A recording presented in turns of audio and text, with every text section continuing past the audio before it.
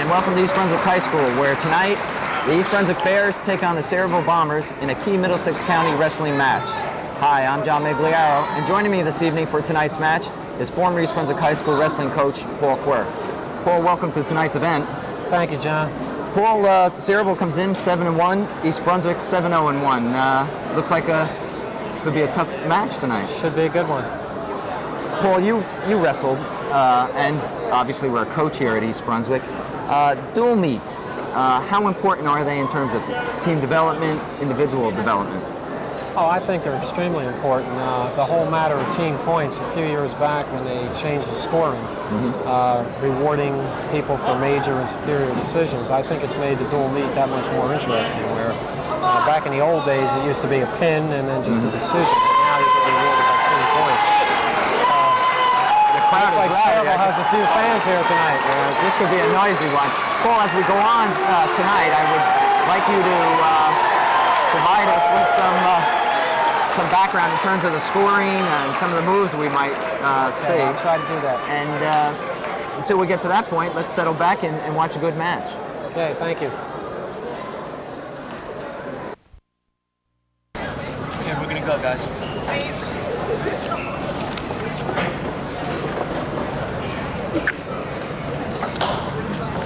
Good evening, ladies and gentlemen, and welcome to tonight's varsity wrestling match.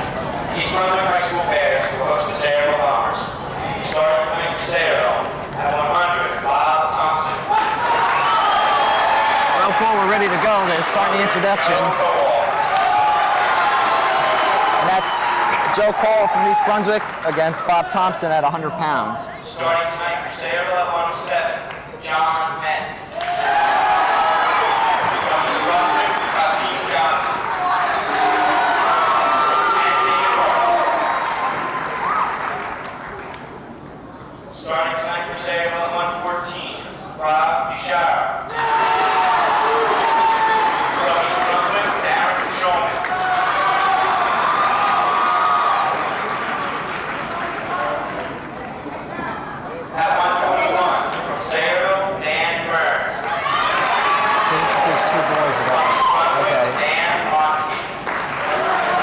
Just remind our audience that we are coming to you, except we're going to wait until the teams have been officially announced, and then we'll go through each wrestling combination that we see tonight.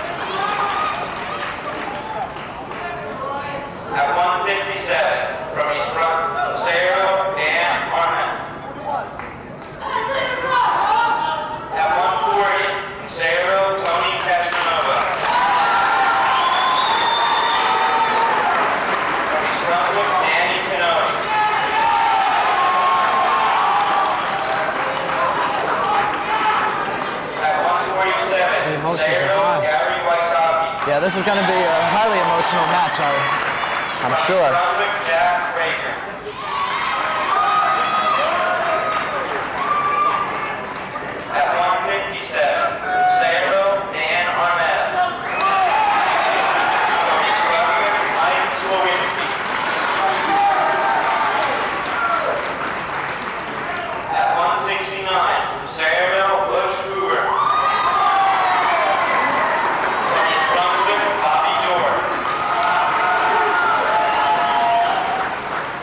At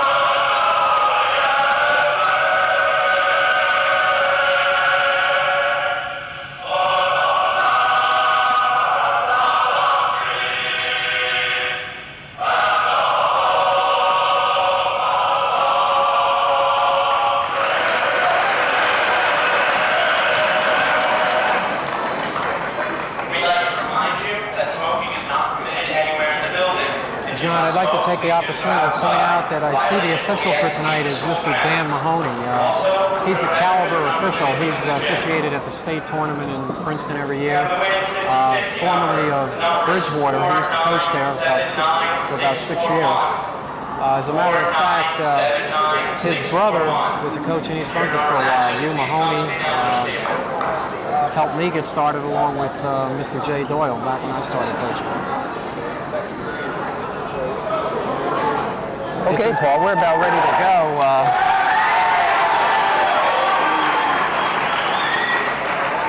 As we tried to get the lineups going. Let's see if you wouldn't mind taking a moment and running down the East Brunswick and the Sayreville teams that we'll see tonight. Okay. At 100 pounds, we have Bob Thompson from Sayreville and Joe Koval from East Brunswick. I do know that Joe is a freshman. He's a student in a junior high school, and this must be quite an experience for him to be wrestling varsity as a freshman. Okay, so it's Colwell against Thompson. East Brunswick is in the green and Sayreville is in the blue. Joe shoots for a takedown right away.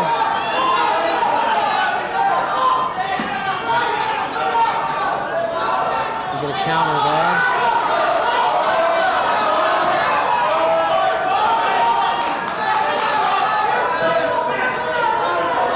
If you're joining us for the first time in terms of ever watching a wrestling match, Takedown Sayreville. 2 points, Sayreville. If you're joining us and this is the first time you've ever watched a high school wrestling match, as we go along, we'll point out the scoring to you. Right now, it's 2-0 Sayreville on a takedown. Am I right, Paul? Yes.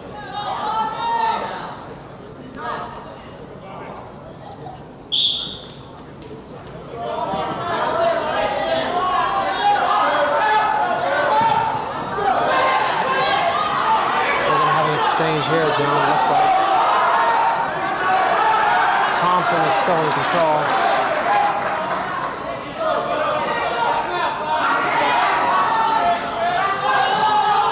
The official is signaling a lock in the hands there, John, so we're probably going to have a point awarded here.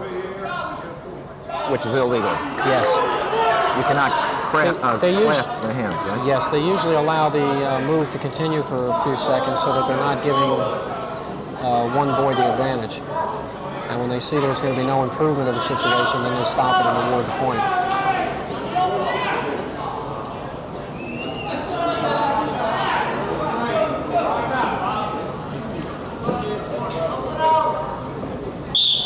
That makes the score 2-1, still in favor of Thompson of Sayreville.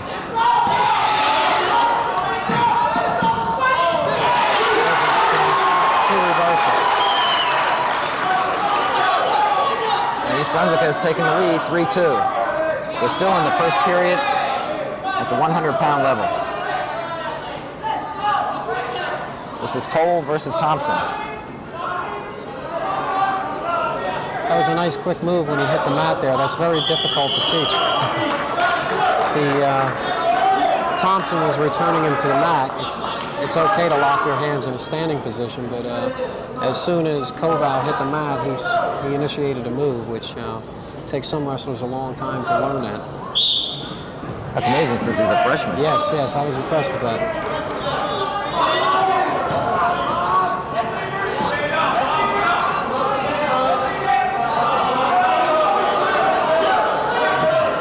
We're down to about 10 seconds left in the first period. Cole of East Brunswick is leading 3-2.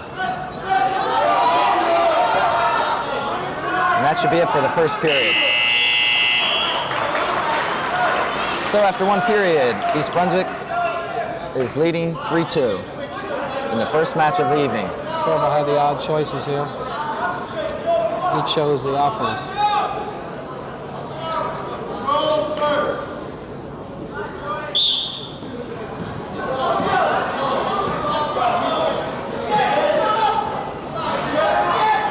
What should Cole try to be doing? Escaping from that bottom position? Yes, either an escape or a reversal. It does look like he's working under there.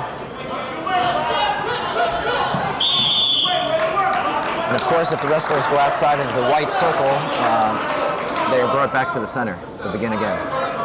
Yes.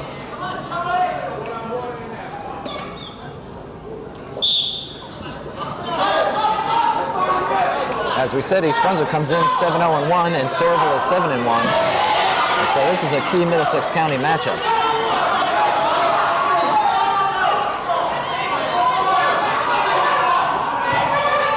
He's faster again.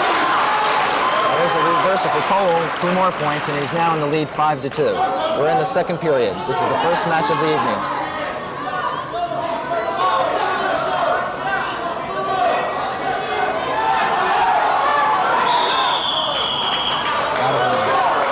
Ref signals that they're out of bounds and they'll come back to the center. We'd like to say that the East Brunswick team is coached by head coach Greg DeMarco and his assistant Jim Young and Kevin Rafferty. Sayreville is coached by Len Zaleski. 5-2, Cole's in the lead. 1 minute and 7 seconds left here in the second period. This is the first match of the evening. Good exchange there.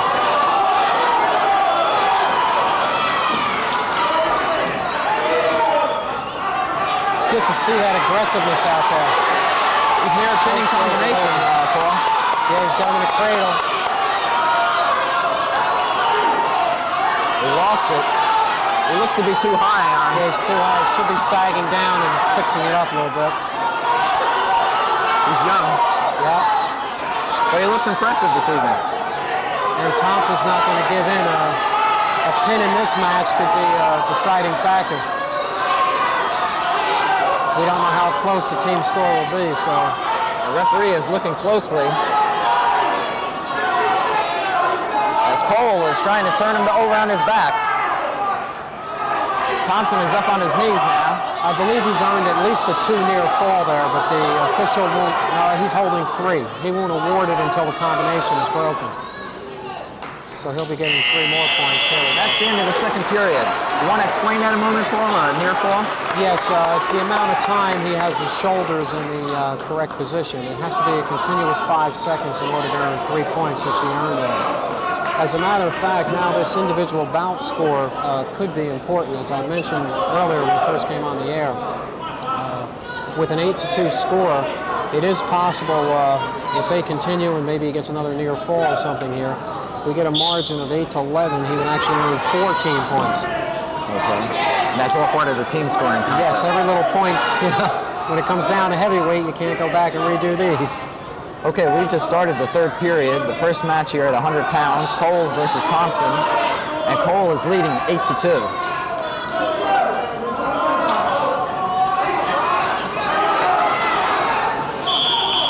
Both boys are very aggressive. I'm really happy to see that. I was going to say, you can't fault Cole for anything he's done thus far. Yeah. And Thompson, by the way, working in both positions too. He's a 10th grader. Thompson's a sophomore, I was just going to say, so these boys may see a lot of each other in the years to come.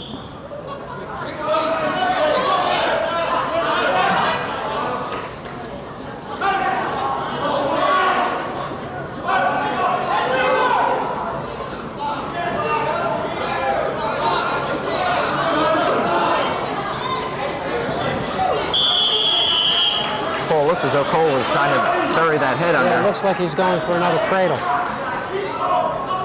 He's coming out to the side and going to the front a little bit. What does he have to watch out for? Well, if he doesn't maintain control here, he can be giving up an escape and then possibly a takedown. Here's an attempt. Good reversal. Good reversal by Thompson. Nice and quick. Good old-fashioned switch. That brings the score to 8-4, still in Cole's favor. There's 1 minute and 4 seconds left here in the third period.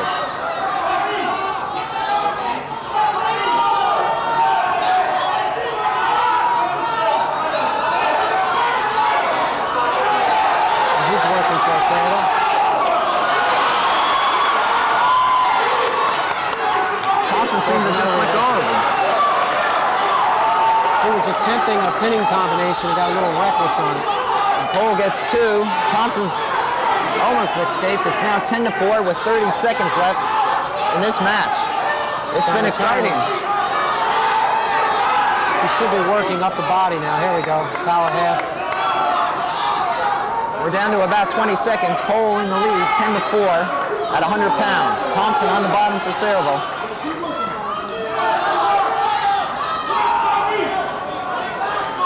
Koval to get a near fall here would really help his team. He's trying to turn him over. We're about 5 seconds left. And it looks as though Cole will win this one, the first match. On the point. And that's it. It's over.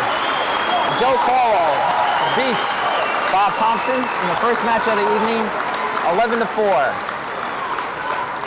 Joe Cole, East Brunswick. Bob Thompson of Sayreville. Next match will be the 107-pound weight class. From Sayreville, John Metz. From East Brunswick, Hakeem Johnson.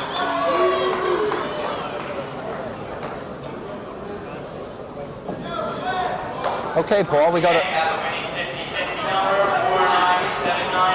4979641. Your number matches, please come to the national table. 107 pounds. Kasim Johnson from East Brunswick and John Metz from Sayreville.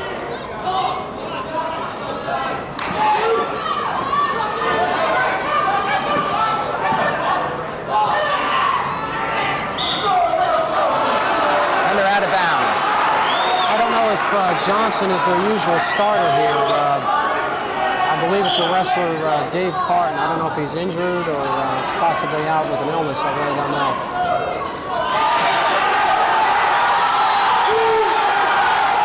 Well, Metz has him. Got him for 2 points. He's got him on his back. Johnson's in trouble for East Brunswick. Metz, I don't think he's going to get out. Too much time. Position to be in. There's a minute and 24 seconds left in this period. That's a long time. The ref is looking. Johnson is struggling to get out. And there he is, he's pinned. And that's from Sayreville. Clears at 1 minute and 9 seconds of the first period.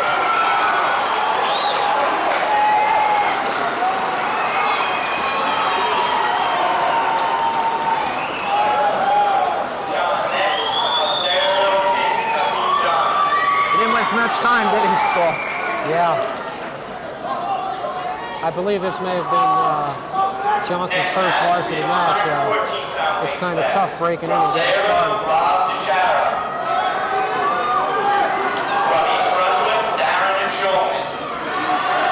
Okay, we go to 114 pounds. Darren Schulman for East Brunswick against Bob Meggiolaro from Sayreville. Team score, it's Sayreville 6 and East Brunswick 3. We're in the third match of the evening.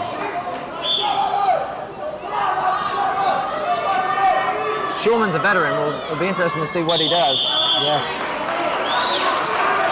You coached him, right, Paul? No, as a matter of fact, the year I left coaching, he came up the following year.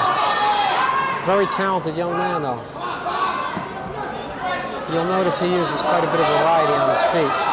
He doesn't keep working for the same takedown all the time. You just joined us. You're watching the East Brunswick Sayreville wrestling match.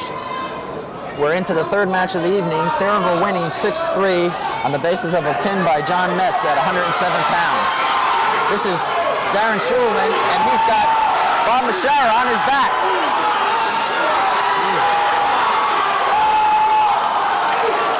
And 3 points are awarded for a near fall. And so Schulman's out ahead 5-0 early here in the first period.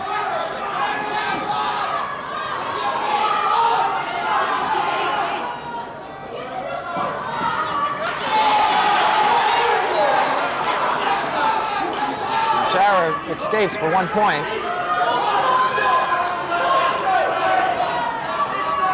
It's now 5-1. Schulman's still in the lead. John, I've watched Schulman in a couple of matches this season, and it's nice to see that confidence. He feels very confident on his feet. He doesn't mind giving up that neutral position and that 1 point escape. I guess he feels as though he can take his opponents down. Also, I should mention that I believe Meggiolaro is Sayreville's 108-pounder normally. Evidently, there's a little team strategy going on here where possibly they thought it would help them team-wise to move him up and face Schulman. Again, strategy and positioning is as important as anything else in high school wrestling. Schulman comes up with 2 more, and he's now leads 7-1 with about 8 seconds left here in the first period. And they're off the mat and they'll come back to the center. Schulman's doing a workman's-like job out there. Yes, very, very aggressive. Sayreville leads the team competition, 6-3. We're in the third match, and Darren Schulman's ahead, 7-1. If you just joined us, Cornwall won on a decision. Johnson from East Brunswick was pinned by Metz of Sayreville, and now we're here with Schulman and Bob Meggiolaro of Sayreville. And that's it, the first period's over. Darren Schulman leading 7-1.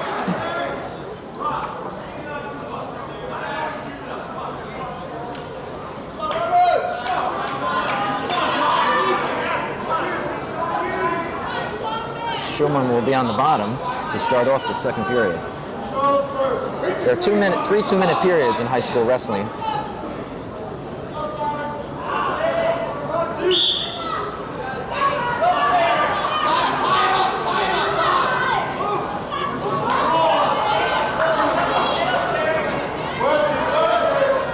A lot of leg work in high school wrestling. That's relatively new over the last several years. Yeah, it seems to go through phases.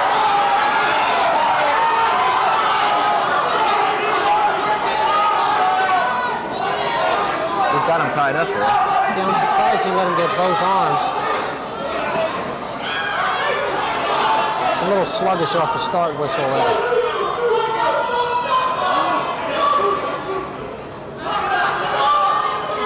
Second period, Schulman, and he gets 2 for a takedown, and he now leads 10-1. With about 1 minute and 10 seconds left here in the second period.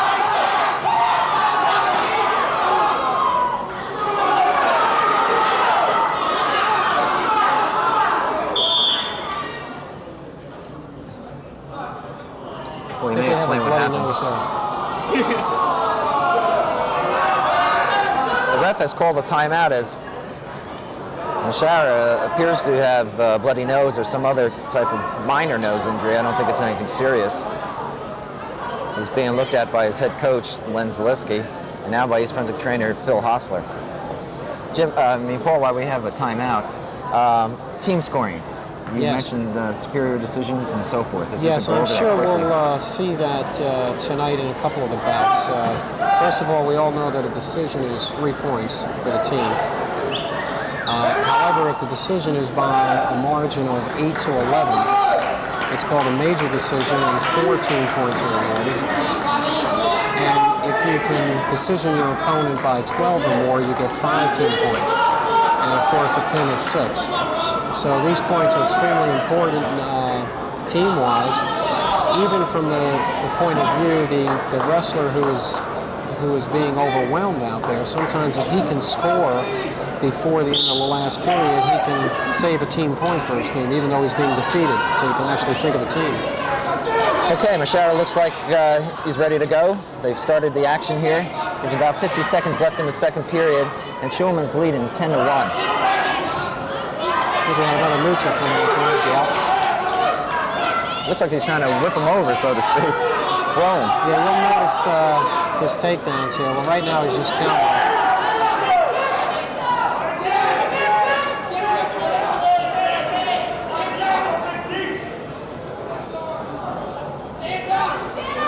Action has slowed a little bit here in the second period.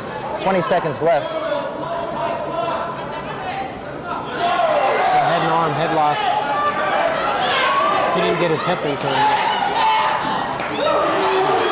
And he got 2 points. I thought he was going to call him out. Schulman comes up with 2 more to make it 12-2 with 7 seconds left in the period. I believe all their knees were still in. All their supporting parts were still in. And that's all you need then. All right, 7 seconds. Schulman leading by a wide margin now, 12-2 rather, over Meggiolaro of Sayreville.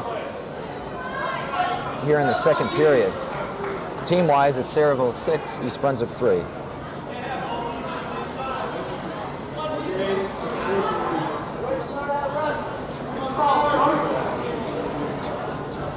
What is the ref explaining to the wrestlers? He took an illegal starting position. You have to have one knee down on the near side and be careful about breaking the plane of the wrestler. It's a little difficult to explain. Okay. And that's it. That's the end of the second period. Schulman with a wide margin, 12-2 over Meggiolaro of Sayreville. And as they go into the final 2 minutes of this, the third match of the evening at 114 pounds. Schulman will be on top.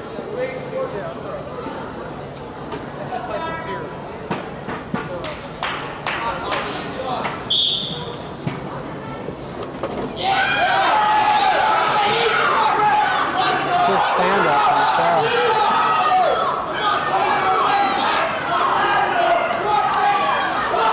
Schulman can pull that left arm. He can roll him, I think. And he did. Meggiolaro's on Down to his back. He's onto his back. His shoulders are up. He's earning near fall points there. He's got a minute and 30 seconds to go. Meggiolaro does on his back. Schulman's just going to hold on and try to tire him out. The official has indicated that he's earned 3, so when this is over, there goes the awarding of the points. All right, Schulman gets 3 more to increase his margin 15-2 here in the third and final period of this 114-pound match. John, this is the point I was making earlier. If the bout were ended at this point, if they just ran out of time, Schulman would actually earn 5 team points here. So, Okay. because he's got the margin of 12 or more.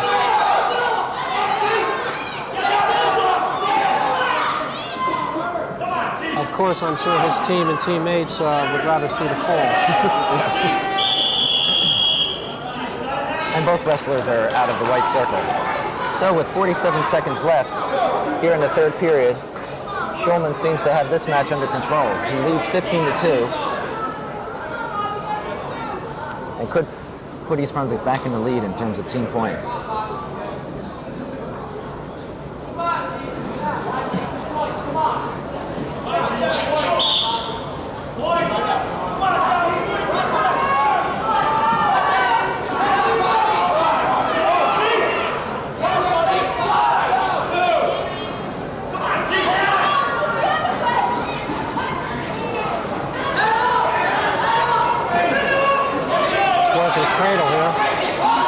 He has about 25 seconds.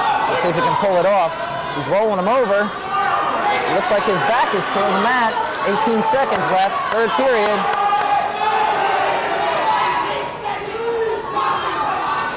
And Meggiolaro rolls back over to his stomach, and Schulman gets 3 more to increase his lead to 18-2. 3 seconds, and that should be it for this match. Darren Schulman with a convincing 18-3 win over Bob Meggiolaro at 114 pounds. Darren Schulman of East Brunswick defeats Bob Meggiolaro of Sayreville. Next match will be the 121-pound weight class. From Sayreville, Dan Burns. From East Brunswick, Dan Lonsky. Okay, as far as the team score goes, East Brunswick has jumped back into the lead 8-6. We go to 121 pounds with Dan Lonsky from East Brunswick against Dan Burns from Sayreville, 121 pounds. Burns doesn't waste any time. Yeah. Lonsky is a 10th grader, I believe. Yes. Reverses a nice move by Lonsky. He gets 2 points and he's ahead 2-0.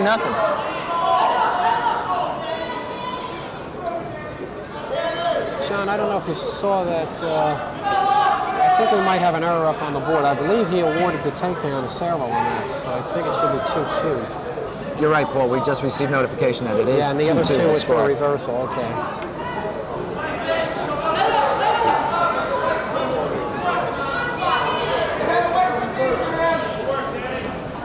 John, in one way, I regret that I don't know a little bit more background on the Sayreville wrestlers. I know the wrestler who usually goes at 121 for them is Tom Viola, who's a little more experienced. Dan Lonsky, I do know that even as a sophomore, he spent a lot of time in the out of season, and he's pretty much a year-round wrestler. Well, he's certainly aggressive enough, and he's tied with Burns at 2-2 here with about 45 seconds left in the first period. We're into the 4th match of the night, and the wrestlers go out of bounds.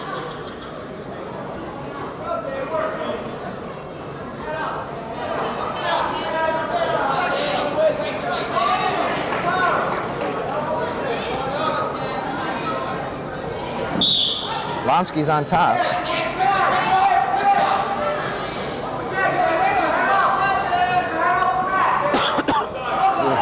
He's trying to work for a tilt here.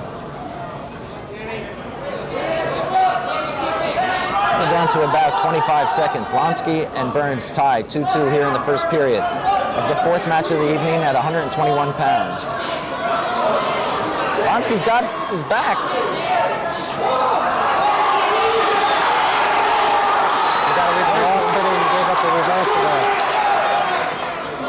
Both reversed one another, and we're tied at 4-4 with 5 seconds left here in the first period.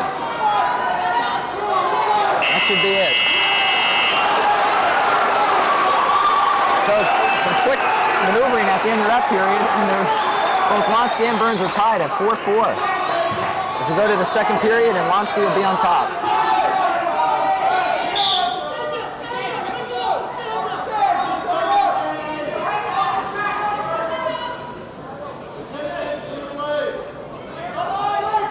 John, that movie was using that general classification. They're called tilts, and the last few years you see more and more of this in an effort to earn those back points, near fall points. You see the wrestlers using tilts. As a matter of fact, some coaches are opposed to the idea because they really don't feel an opponent can be pinned in that position. And they like to think of the idea as a near fall as a near pin. Lonsky now takes the lead 7-4, with some back points. So he jumps out into the lead with about 1 minute and 10 seconds left in the second period. We're getting a warning for stalling, defensive stalling.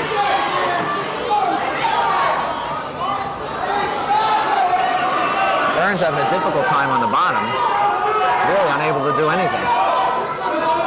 Lonsky has him pretty well tied up. Reaching back like that is going to get him in trouble also. Burns, you mean? Yes. Down to about 40 seconds here, second period. Lonsky ahead, 7-4. East Brunswick leading the team competition, 8-6. Here comes a point. Second warning. So he picked up an extra point for stalling. And they're out of bounds. Lonsky picks up 2 more points, so he jumps ahead 9-4. 22 seconds left.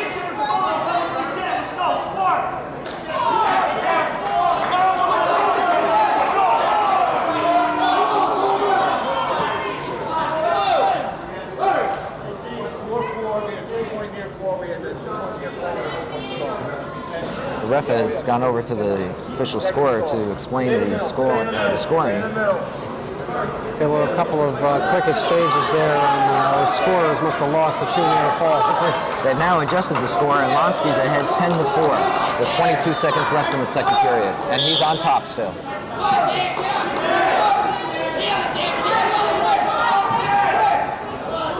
think the table may have missed that stalling point, Joe.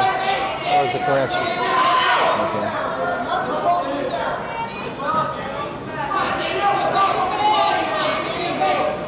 Well, what can Burns do in a position like this? He's tired, he's on the bottom. That's the end of the second period, by the way, with Lonsky ahead 10-4. Well, it's going to be reversed around here. He'll be in the offensive position. But when he's in the bottom like that, the idea is to keep moving and initiate a move, because if you're just sitting back on their haunches, it gives the offensive wrestler a chance to work you over and work for pinning combinations. So Right, the worst thing you want to do is stay still on the bottom. Sorry. No, we'll see what Lonsky can do now. He's on the bottom, quickly to his feet.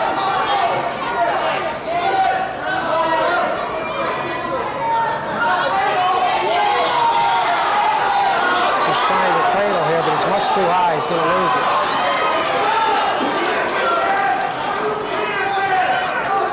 The ref is indicating who has control, I guess. He just lost control there, and there's a reversal. Lonsky comes up with 2 more points and extends his lead 12-4. Minute and 30 seconds left in this, the final period, at 121 pounds.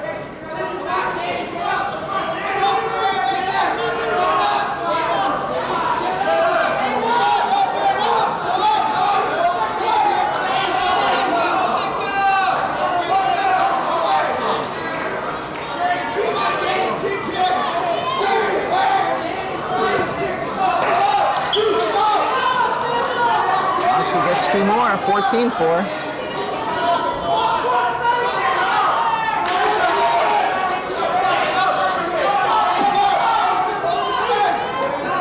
About 50 seconds left here in the final It's another period. stalling point. It's one again. If he gets another stalling warning, it'll be 2 points, and then following that is actually a disqualification. And he's been warned once in this period. Down to about 35 seconds. Lonsky, unless he gets caught, should win this handily. He's now leading 14-4. 25 seconds to go. Here comes another tilt.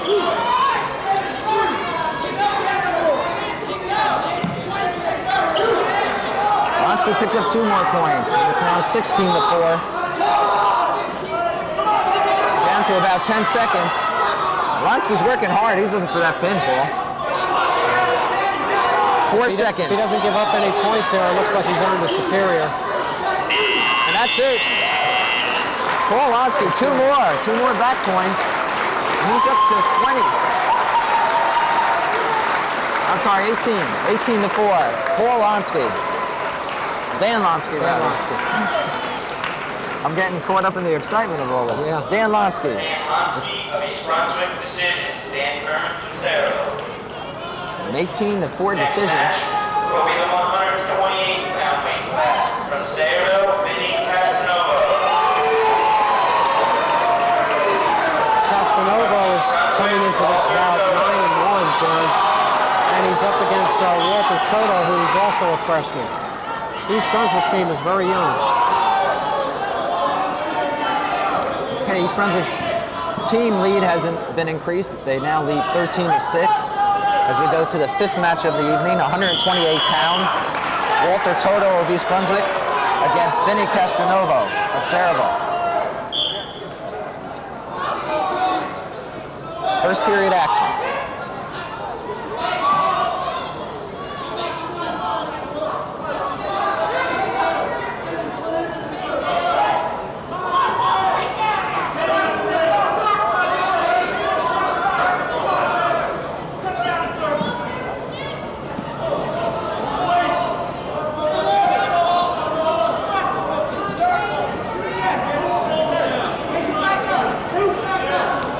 They're still neutral.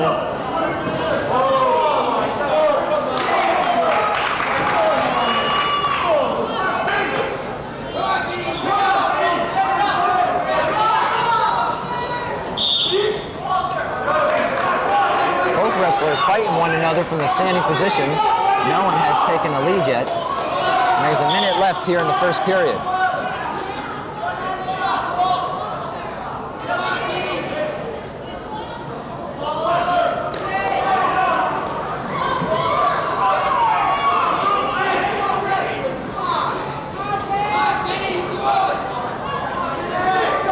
Down to about 40 seconds of the first period. No score yet. They're at 128 pounds. Toto against Castranovo.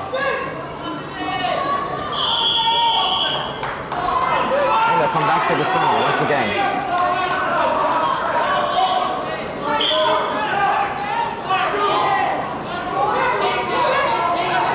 Who just joined us, East Brunswick's leading in the team competition, 13-6. 1 point was awarded to Castranovo. Is that a stalling? Yes. It's a stalling point. I missed the warning.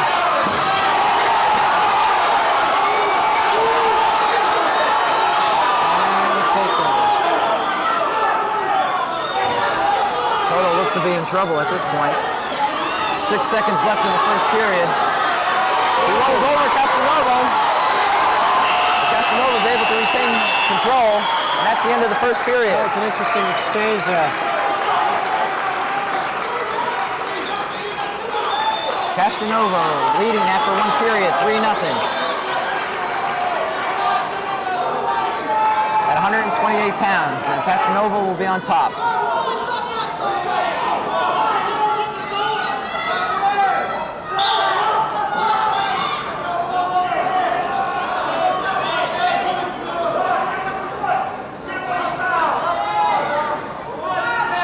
Both these wrestlers are coming into this bout with good records. Castranovo, I believe I mentioned before, is 9-1, and Toto in his freshman year is 7-5-1, which is commendable in his first season of varsity competition. Particularly when you look at the competition that East Brunswick faces. Yeah. Also, the other freshman, Koval, I don't know if he's been with them as long. I kind of think he came up a little later than the start of the season. He was 4-1-1, the wrestler at 100 pounds. Okay, a minute and 22 seconds left here in the second period, and Castronova maintains his 3-0 lead over Toto. Team-wise, East Brunswick's leading 13-6.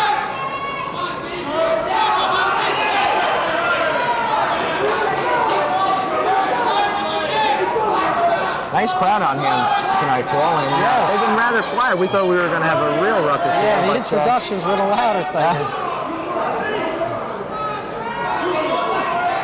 Very sophisticated wrestling fans in East Brunswick. You know, I'm happy to see the dedicated fans that come year after year. You come to wrestling matches and you see the same people over and over again. A lot of our former wrestlers are here tonight also. I recognize a lot of faces over there. Here comes an exchange and a reversal. And Toto comes up with 2 points and now trails 3-2. About 30 seconds left here in the second period.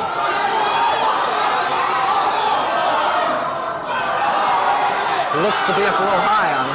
He's working that half. Down to about 20 seconds. Oh, he's going to get back points here.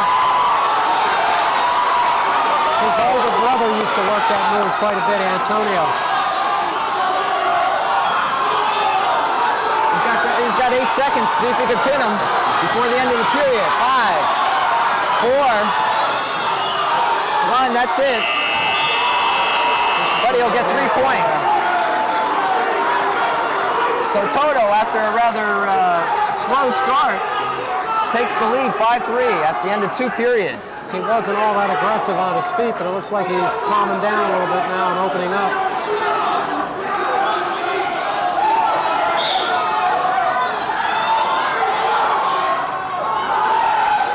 He's showing some life now.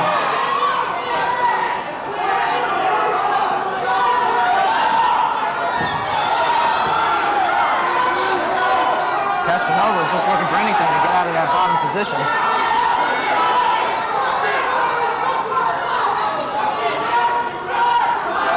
I think we're going to have a warning defensively here. It doesn't look like too much action underneath there.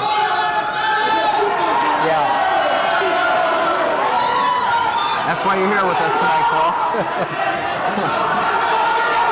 Dan must have heard me say that.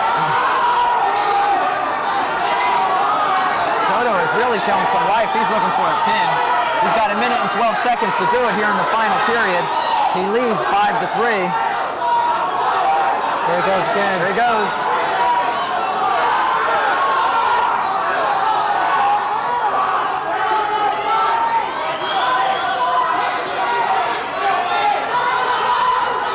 The rules have gotten very tough on stalling. Toto's still trying to work that half. He's got him on his back again. And he's got 40 seconds to see if he can pin him. If he gets a little deeper. Castronova fighting gallantly on underneath. And he gets back over onto his stomach. And the ref has awarded 3 points to Toto. He now leads 8-3. There's 22 seconds You'll left here in notice the on final the recovery, period. there's no attempt to get out, and sure enough, here comes another stalling. There's the point. Stalling point given to Toto. Both wrestlers must work at all times. Down to 7 seconds here in the final period. And it looks like Toto is going to come up with a big win for East Brunswick. And that's it. Toto wins it 9-3. Walter Toto, a freshman, comes up with a decision at 128 pounds. Did a nice job, Paul. Yes, very nice. Walter Toto, East Brunswick defeats Eddie Castronova, Sayreville. We go to 134. And it'll be Tony Smith for East Brunswick against Gerard Van Pell of Sayreville. Sayreville, Gerald Van Pell. For East Brunswick, Tony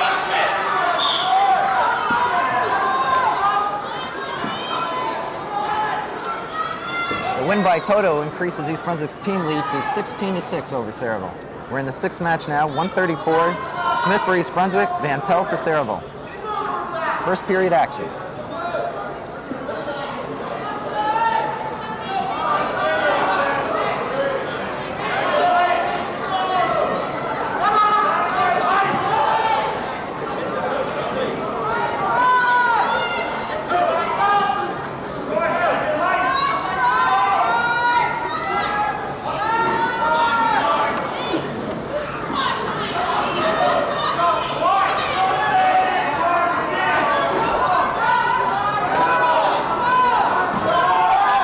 Wrestlers looking for some advantage here first period. It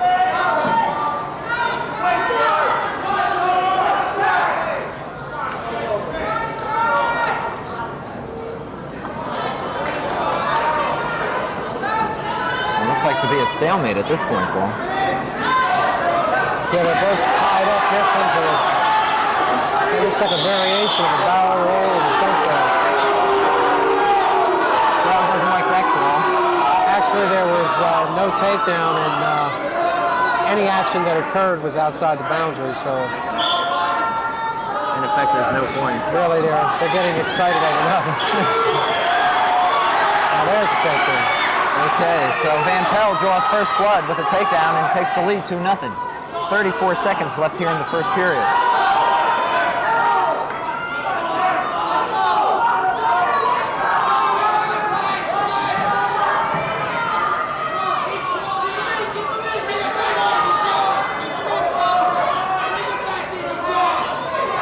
About 15 seconds.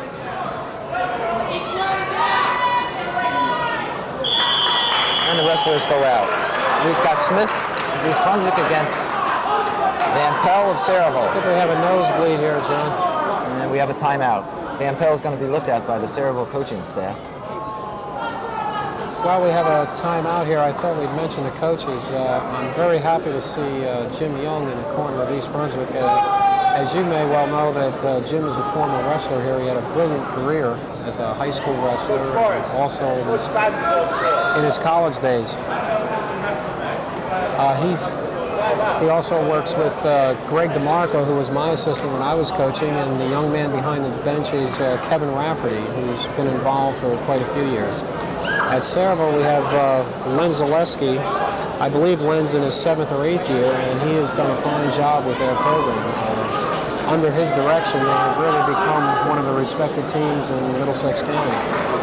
Yeah, I don't think you can say enough about the job that Len has done. I mean, for years, Sayreville's wrestling program was really non-existent in terms of being competitive. Yes, they used to have a couple of outstanding individuals consistently, but team-wise, they just never seemed to put it together. Well, we're about ready to go. Smith will be on the bottom for East Brunswick, Van Pell on top. This is 134 pounds. We're still in the first period with about 5 seconds to go. Van Pell leads 2-0 over He's still in Smith. control here. No exchange. That's the end of the first period. So Van Pell has a 2-0 lead as they go to the second period. East Brunswick leads in the team competition 16-6.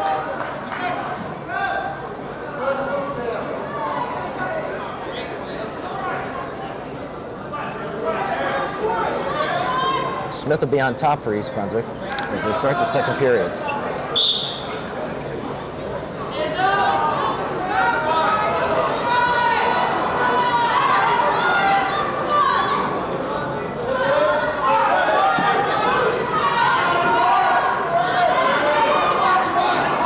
Smith looks to be a strong individual, but technically is not maybe as proficient as a more experienced wrestler. Looks very physical, but I believe his opponent coming into this bout is 8-1, so he has quite a few matches under his belt this season. All right, we have a minute and 30 At this point, here. it looks like they're pretty evenly matched, so it could be anybody's bout here. A minute and 30 into the second period. And Van Pell holds on to his slim 2-0 lead.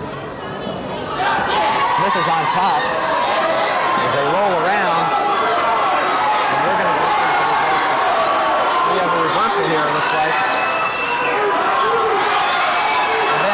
Smith there on his back.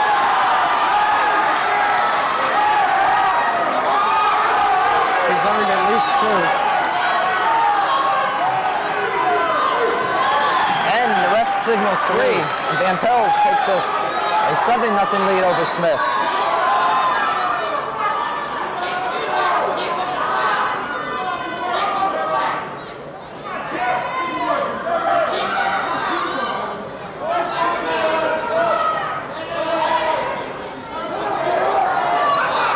About 41 seconds left here in the second period.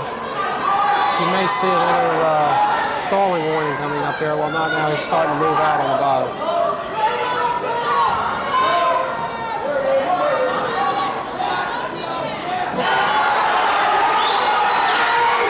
Van Pelt has Smith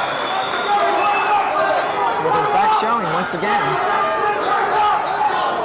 We're down to 15 seconds here in the second period.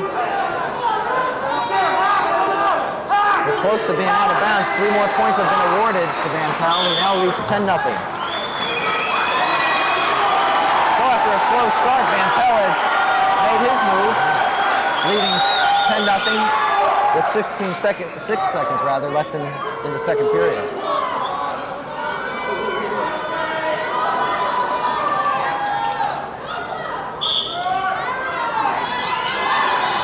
That should be it for this period.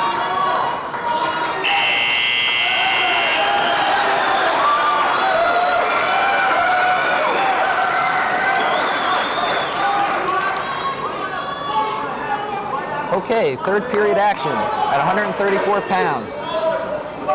Tony Smith of East Brunswick is trailing at this moment Gerard Van Pelt 10-0.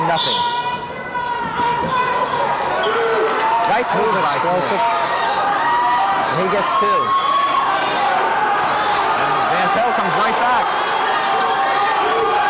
2 of his own. It's now 12-2. Van Pelt with the lead.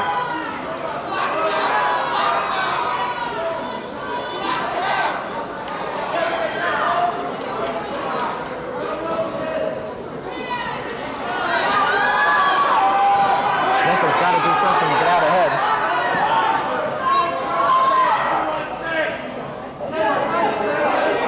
We're in the third and final period.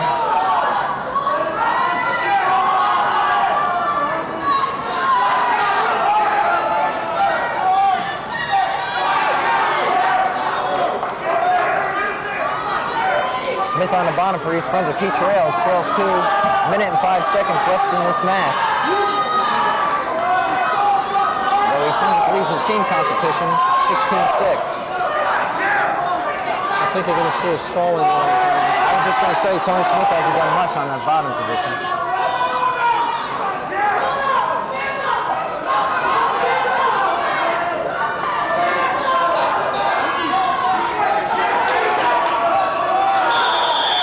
And there's going to be a stall.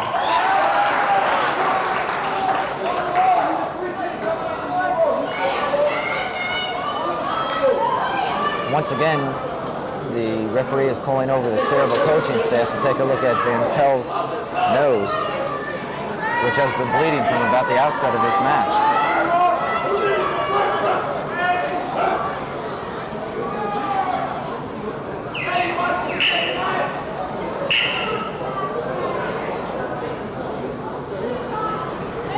If you're just joining us, we're here at East Brunswick High School. I'm John Meggiolaro. I'm joined this evening by former East Brunswick High School wrestling coach Paul Quirk, as East Brunswick takes on Sayreville in a key Middlesex County wrestling match.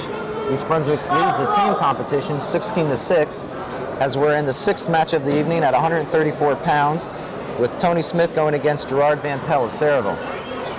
At the moment, there's a timeout as they attend to Van Pelt's bloody nose. Paul, are the coaches allowed to talk to the wrestlers during the timeout?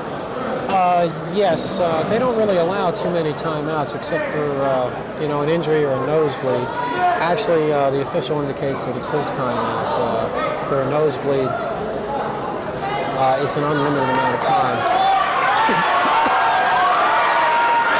Okay, for the second time in this match, Van Pelt comes out with some cotton in his nose to stop the bleeding. He leads 12-2 with 38 seconds left to go in the match.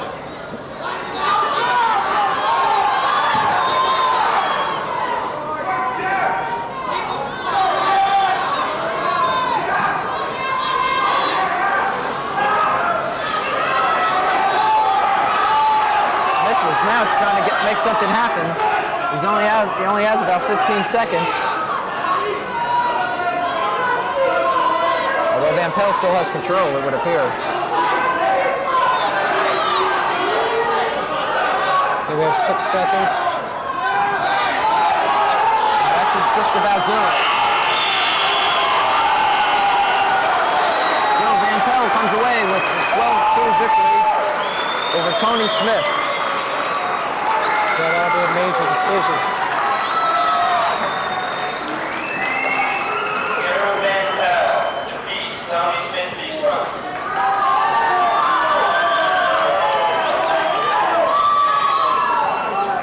That makes the team scoring 16-9. East Brunswick still in the I believe lead. that should be 16-10, John. Yes, yeah, right, there it Paul. is. It was 16-10. Tony Casanova. From East Brunswick, Danny Quinoni.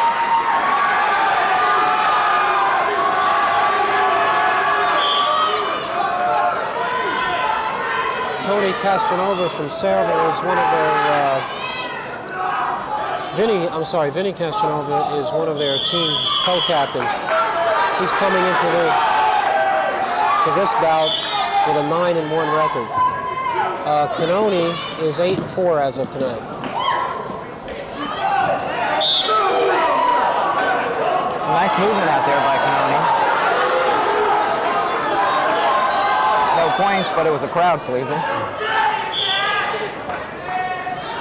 Very aggressive. There's a takedown.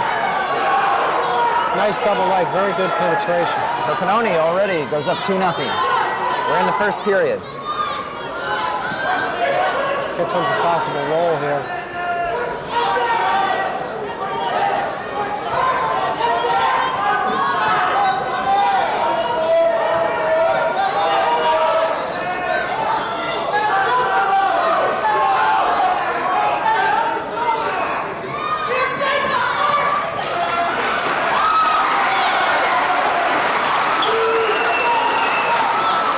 The reversal there, his head is still caught, but he's in control. All right, so 2-2. Castronova gets 2 points and ties this match up at 2-2 with about 45 seconds to go here in the first period. And these are 140-pounders.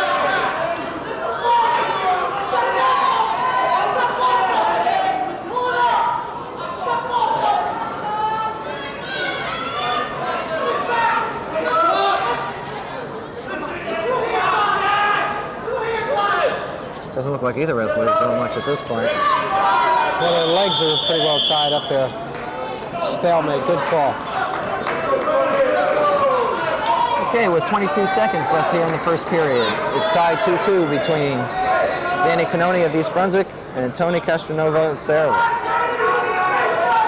As we're in the 7th match of the evening.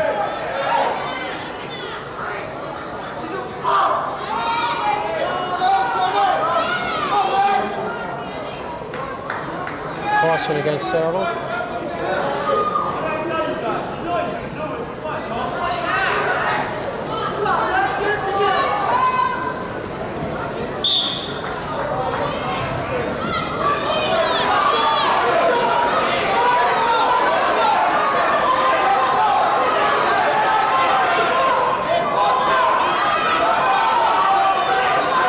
We're near the end here of the first period. It's tied 2-2. Quinoni and Castronova. Oh. 2 points awarded for reversal. Right at the buzzer. So Quinoni goes on top, 4-2. John, I'd just like to make a correction. Earlier, I believe I said Vinny Castronova. We have 2 brothers in the lineup, evidently. It's Tony Castronova is the senior captain, or one of the co-captains of the Sayreville team. And that's Tony on the mat right now. Yes, and his brother is an 11th grader. Okay, Castronova starts on top. He trails 4-2. East Brunswick lead in the team competition, 16-10.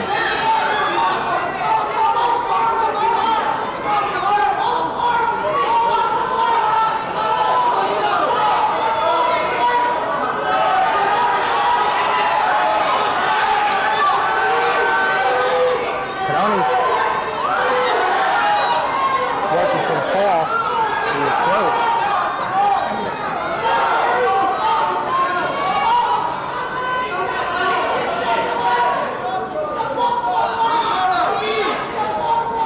They have a stalemate here. It's starting to roll now.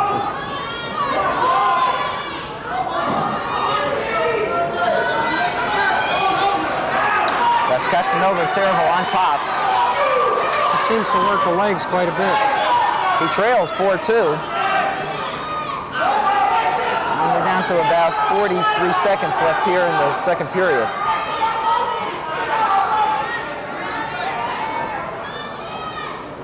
No real action and a stalemate score.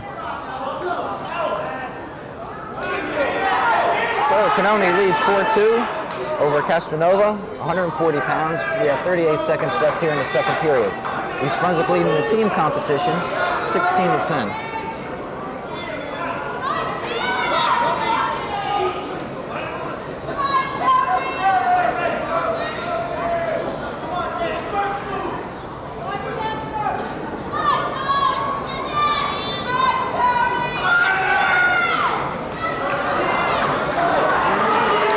This is the second caution, so it should be a point here. 1 point is given to Canone. Now he goes into a 5-2 lead.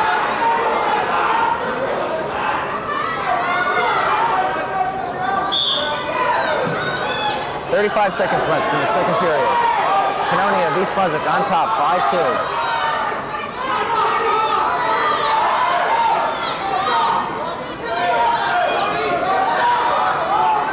Doesn't look like Castronova has the upper body strength to match Canone. He's using his legs quite a bit, but he hasn't been successful in turning it.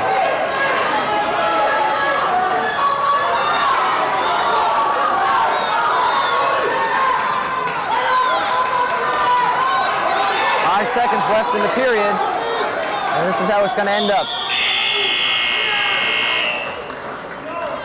All right, after two periods of wrestling at 140 pounds,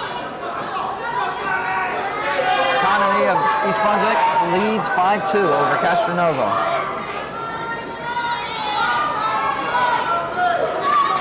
Let's see what Canone has on top. He's been in that defensive position for a while.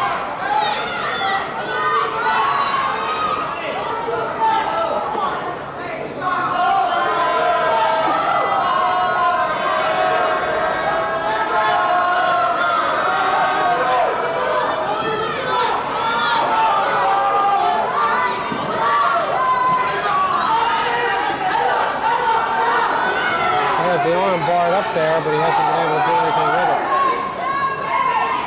I would think he would have to move for that head and try to bury that down. I think they have a neutral. And we have a timeout here. An injury to Canone. I thought they hit their heads, but it looks like he's grabbing his knee. 1 point was awarded to Castronova, so he cuts the lead by 5-3, a takedown will put him right back in here. This will be an important takedown coming up. A minute and 21 seconds left here in the third period, and we have an official timeout. Canone was injured in that last bit of action.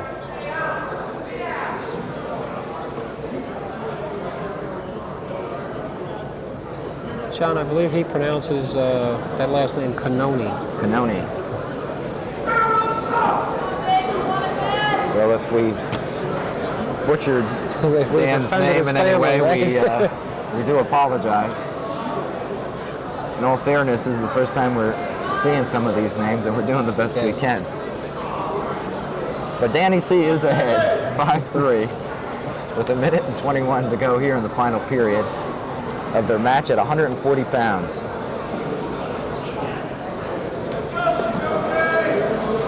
Phil Hostler is taking a close look at Canone.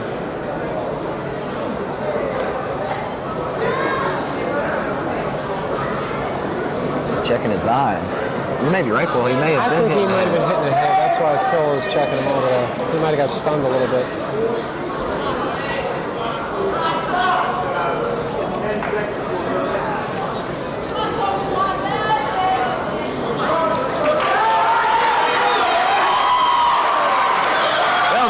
comes back out after being checked over by trainer Phil Hostler. And he looks like he's ready to go. Very important takedown coming up here, so we'll see what happens. Important for Sayreville. Well, if Castanova can get the takedown, they're right back in it. The team score is 16-10, East Brunswick's favor. But as Paul just said, this could be an important takedown for whoever gets it. And the wrestlers go out of bounds. A minute and 8 seconds left. I think he's been warned for backing up. He has to take that first step forward. Oh. That's Danny C. we're talking about. Meggiolaro, yes.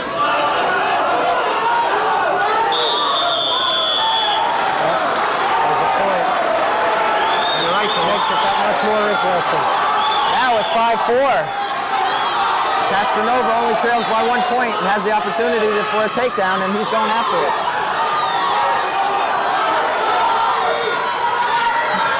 Castanova in the blue from Sayreville.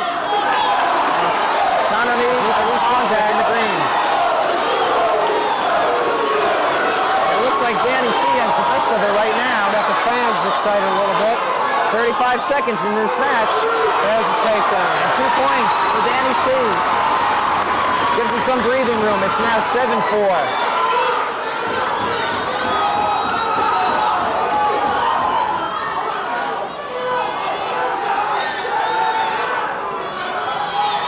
$15 seconds left in the match.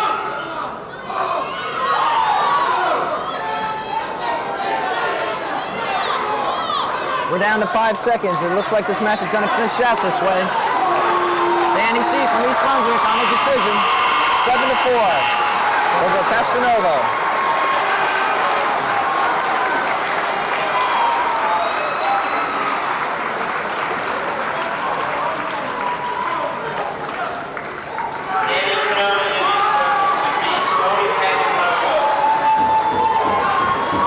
Getting to the senior delegation from East Brunswick. It looks like the remaining wrestlers are all 12th graders. 47-pound weight class.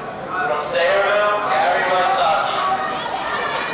From East Brunswick, Jack Raker. Okay, Paul, we have Jack Raker from East Brunswick against Gary Wysocki at 147 pounds.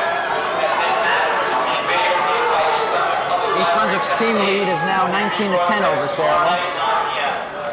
And this is our 8th match of the evening.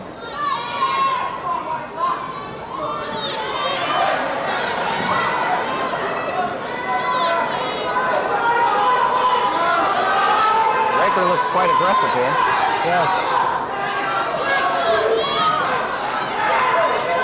Jack's been wrestling for at least 3 years that I know. He was a member of the junior varsity squad when I was coaching.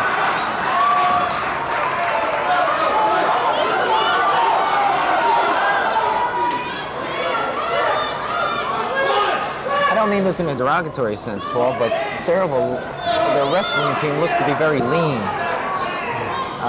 Tall, lanky kind of fellas. I don't know if that's an advantage or not, but... Well, one thing about wrestling, it allows for all types of bodybuilders. There are certain advantages. Sometimes the longer boys have better leverage. Nice move. He's got a good cradle. Raker's got a cradle. He's got 2 points as it is. I think we're going to see a He's got Wysocki. And Wysocki rolls out of it. Raker still has control, and he's given 3 more points. So he had that in there tight. He now leads 5-0.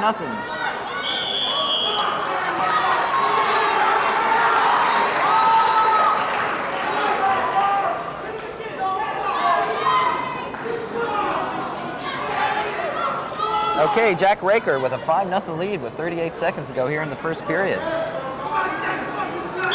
thought we were going to have a pin there.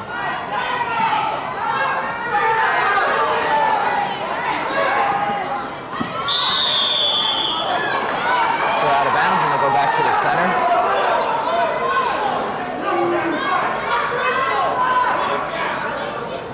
Raker's on top with 30 seconds to go, first period.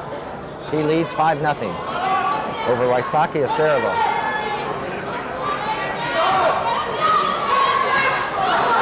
5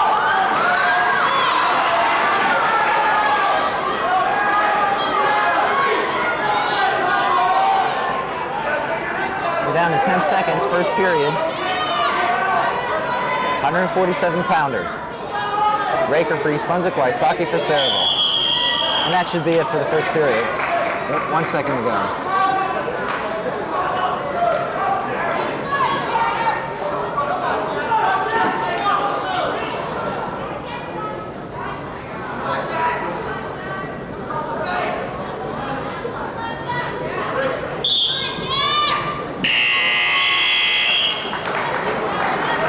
First period is over, and Raker has a commanding 5-0 lead. He chooses offense. So Raker will be on top as they start the second period. East Brunswick leads the team competition at this point, 19-10.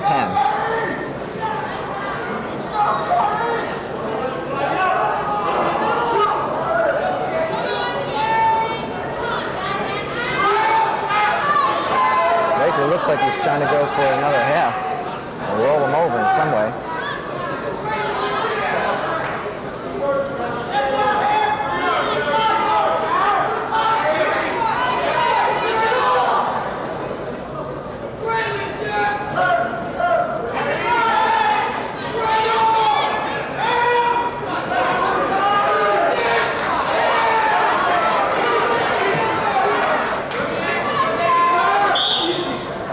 I have to say this goal, Raker is always working in there. Yes, he is. Looking for a move, trying to shoot a move.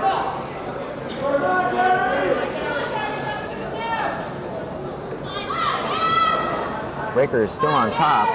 Minute and 17 left in this period. And he leads 5-0.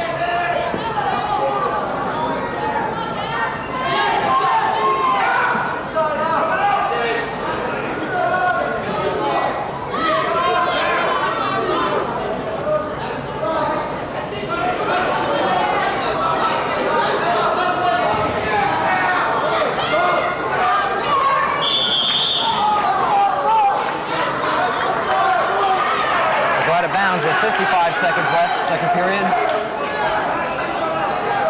Raker's still holding on to his 5-0 lead.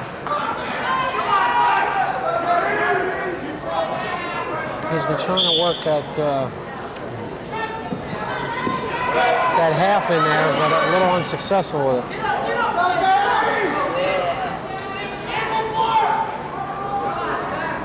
Here comes the ball. Down to about 40 seconds. There we go, gets a little leverage.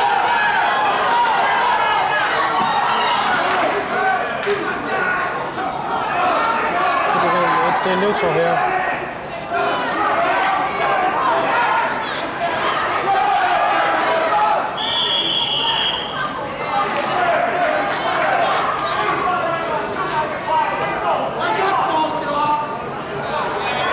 Well, for all the action, not many points being scored. Raker leads 5-0. 22 seconds left before the end of the second period.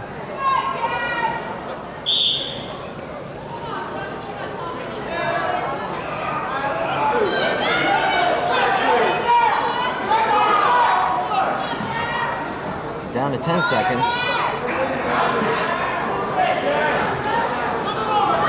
We may have an exchange here.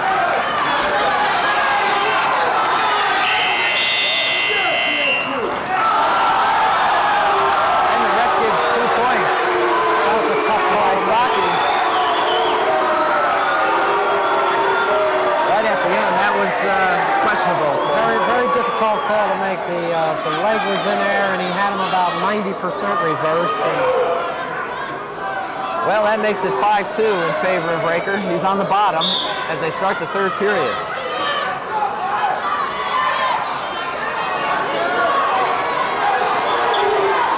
And Raker reverses, gets 2 points, and he's got Wysocki to his back, but he rolls out. Picked up a near fall there, though. And so it's 9-2 all of a sudden. Raker, after a 5-0 lead through the first 2 periods, is now leading 9-2. About a minute and 25 left in this match.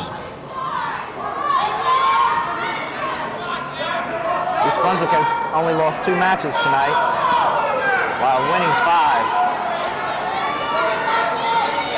as we're now at the 147-pound level. He's going to be cautioned about working up. He can't stay on the legs like that. Stalemate.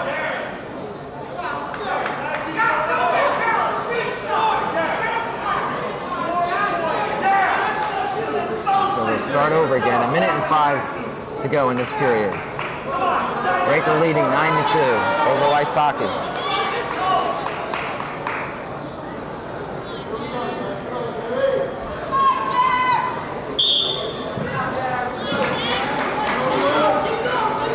Breaker in control.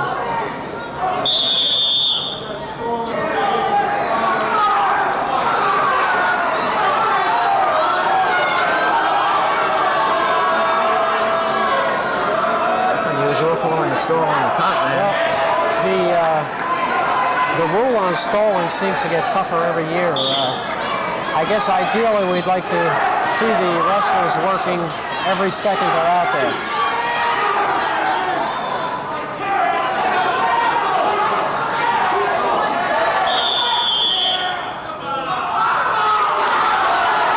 And they award a point to Sayreville.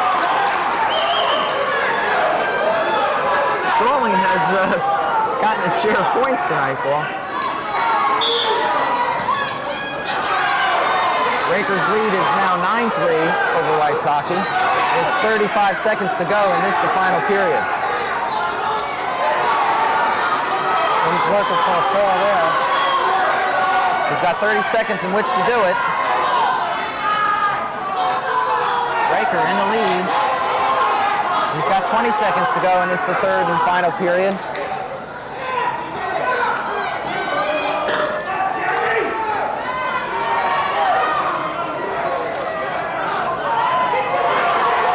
Breaker with about 5 seconds to go. Has the lead for East Brunswick. And that should be it. 9-3.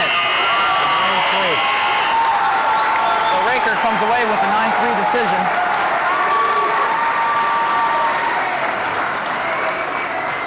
At 147 pounds.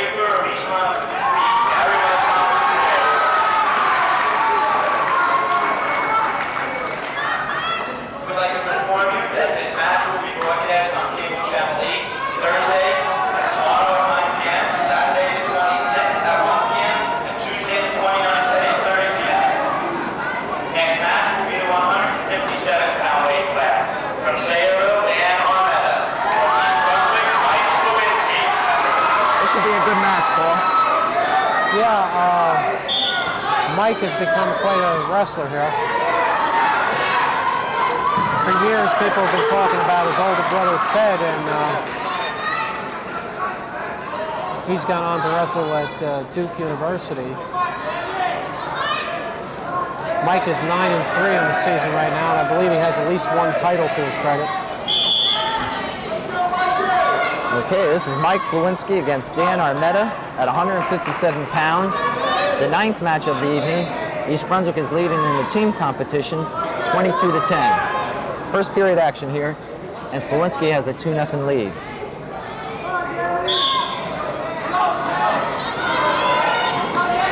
Mike uses a big variety of moves there also.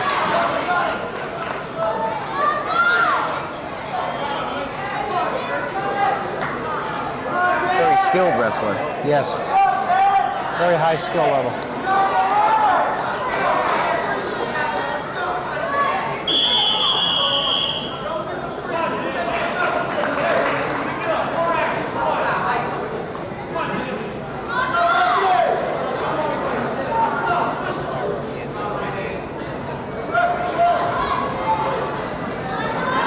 A little equipment repair here for Armetta.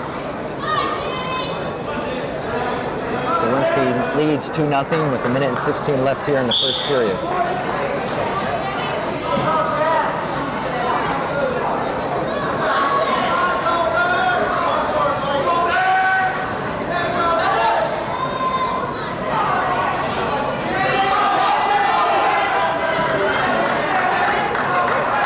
It's really a pleasure to watch someone like Mike with the skills. He's working all the time. Yeah.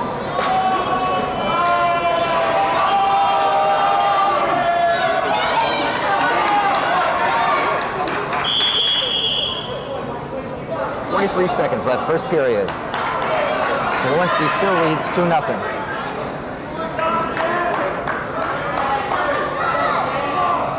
I don't want to sound biased here, John, but it was like a joke amongst the coaches. We used to say that those Slowinskis just keep coming at you. They never stop. They're the same thing in practice sessions.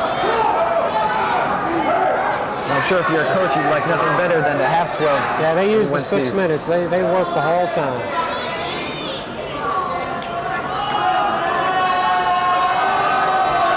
We're down to 25 seconds. He's trying to get a tilt here. He got a little reckless, though. A little reckless, and he got reversed. And it's tied up. Armetta ties Slowinski now, 2-2 with 15 seconds to go in the first period. You're right. Just a little lapse there, Paul. Yeah.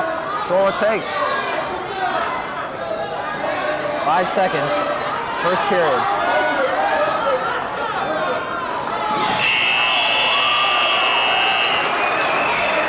Paul, what's the ruling on that? I didn't think you could slam anyone down any longer. Well, it depends how you come to the mat, which portion of the body. Actually, if from your midsection down hits first, it's not really, unless it's a forceful drill into the mat. However, if your upper body comes down first, your shoulder, your head, of course, that'd be very dangerous, so it's automatically a penalty point. Okay, then we start the second period. Armetta's on top. He's tied with Slowinski here at 2-2. We have a false start there. 9th match of the bout.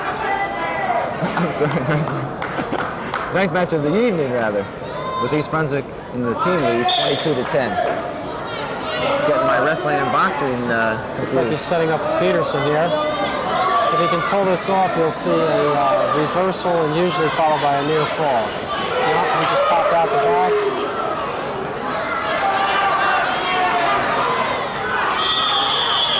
And he awards the reversal on the way out. All right, so Mike Slowinski comes up with 2 more points. He now leads 4-2.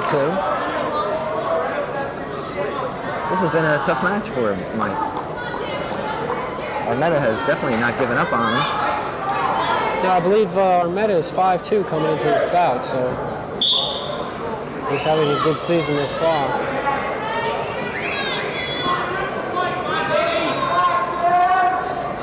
Second period action, Mike Slowinski against Dan Armetta. Slowinski leads 4-2 with 1:25 to go in the second period.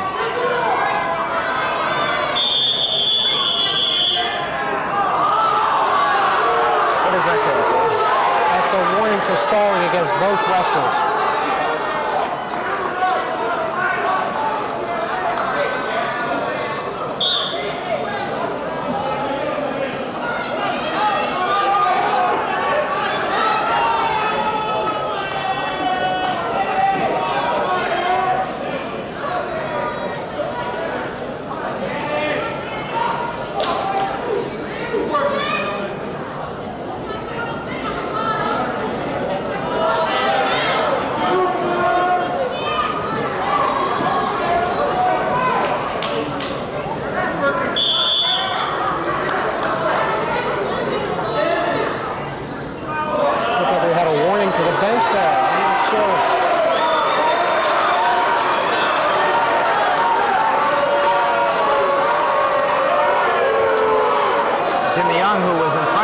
Has now moved behind the bench. Yes. I think you're right. It was a warning.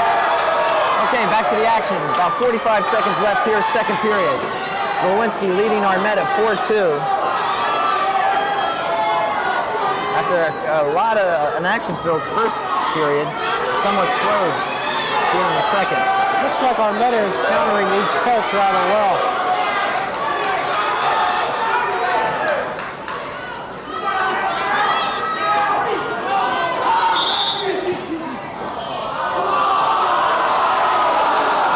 Dangerous there. We have a timeout.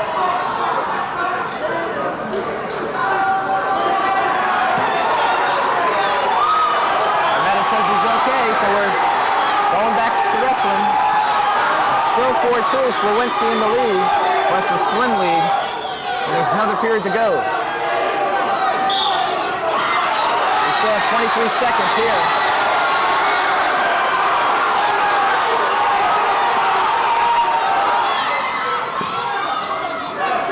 10 seconds to go, second period. That was a good effort by Armetta. He almost pulled off a reversal. He seems to be very, very physical. And that's it for the second period.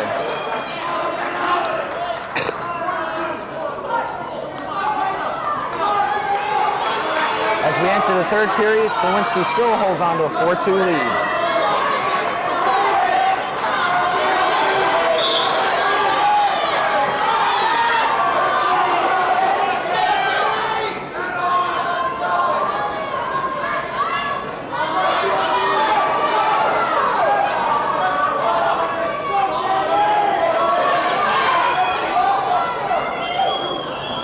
You may see a stalemate here. Keep in mind, both wrestlers have been warned for stalling, so the next call against either one of them would cost them a point. And that could be a costly point in this match. Yes. Looks like Slawinski hit his head on the mat.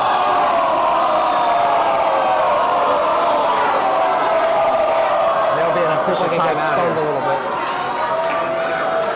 There's a live rivalry out in the crowd tonight, Paul, between the Sayreville and East Brunswick audiences.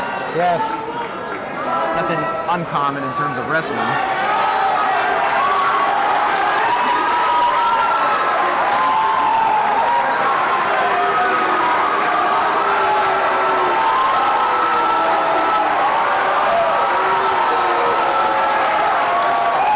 Seems to be more action in the stands at the moment than on the mat. I have a feeling we're going to have a spectator ejected. Well, back to the action on the mat. A minute and 24 seconds left in this, the third and final period. Mike Slawinski of East Brunswick against Dan Armetta, 157 pounds. And Slawinski leads 4-2.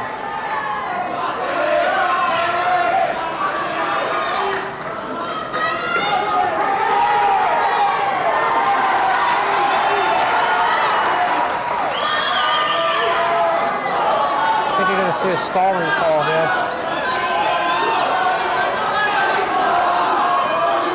There it is.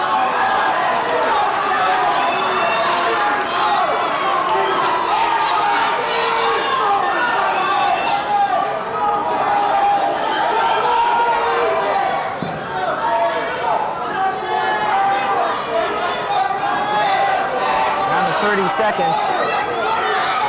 Slawinski holding on to a 4-2 lead. Armetta struggling though. Has really been a tough opponent for Mike tonight. Armetta. Uh-oh. 13 seconds. There's a neutral. He needs to take him down, I He think. tried to go for a quick takedown. 6 seconds. And Armetta has fought back. It's 5-3. 6 seconds and he'll go for the takedown, I'm sure.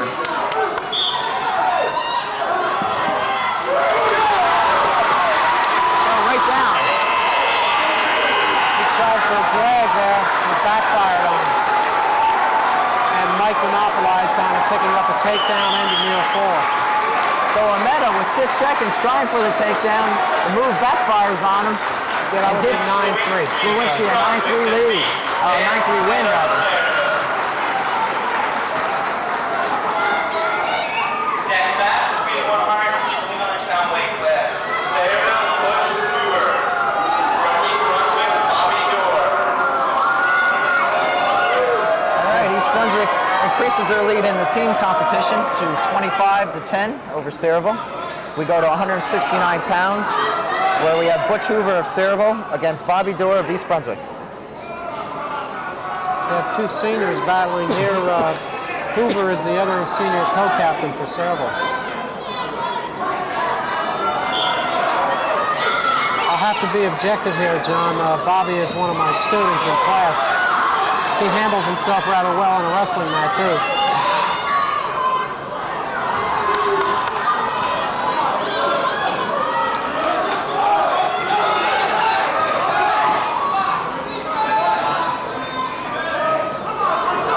Hoover looks like he can match him in terms of strength. Yes, he looks very physical.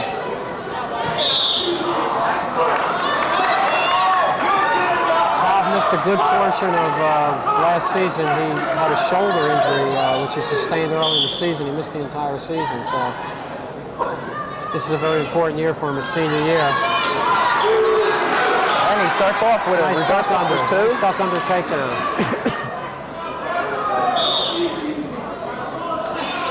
So Dorr jumps out to a quick 2-0 lead. First period over Butch Hoover.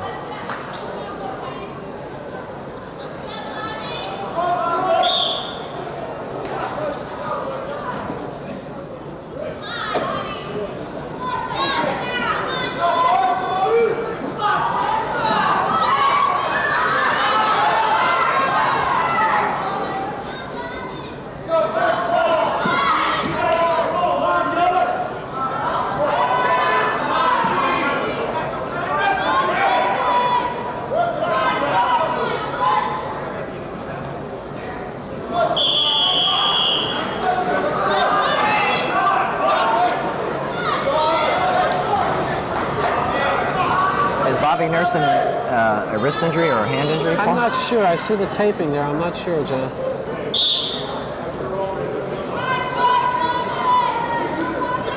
"45 seconds here in the first period.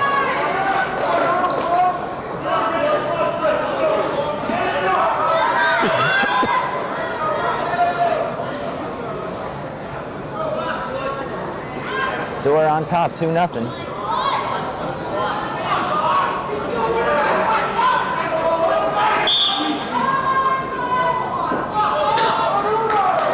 Down to 22 seconds.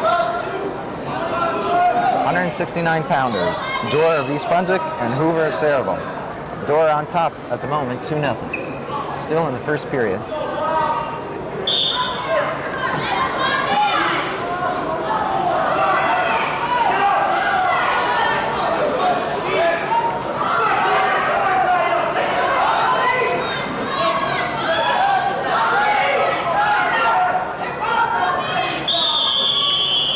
Potentially dangerous there. That's why the official stopped it.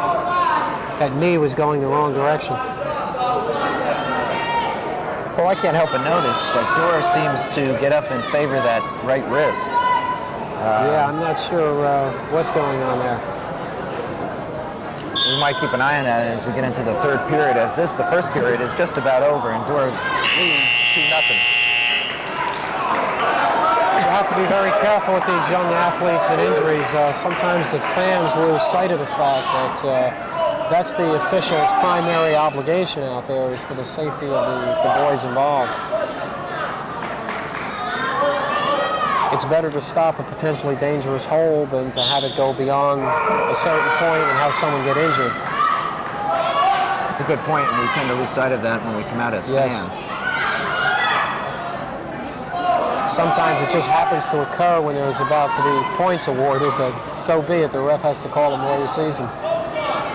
We're in the second period.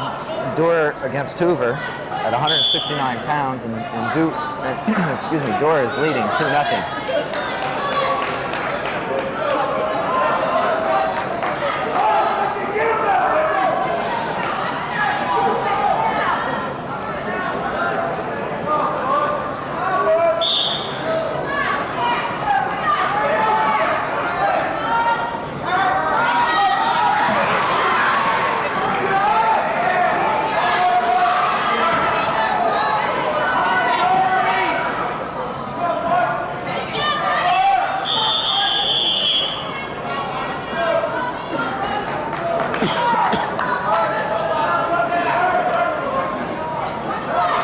Again, Paul, we have one of those matches where there's a lot of action, but few points being scored. Yes.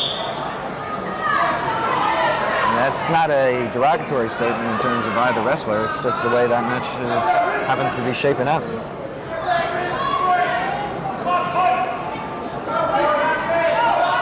There's a neutral.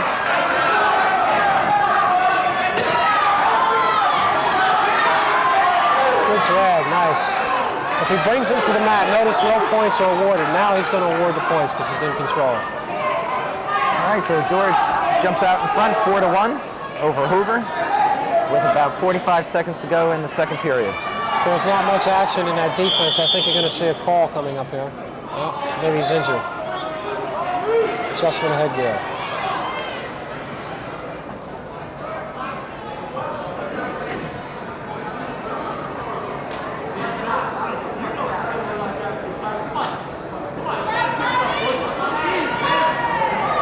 Seconds left in the second period here. Door on top, 4-1. And East Brunswick on top in terms of team competition, 25-10.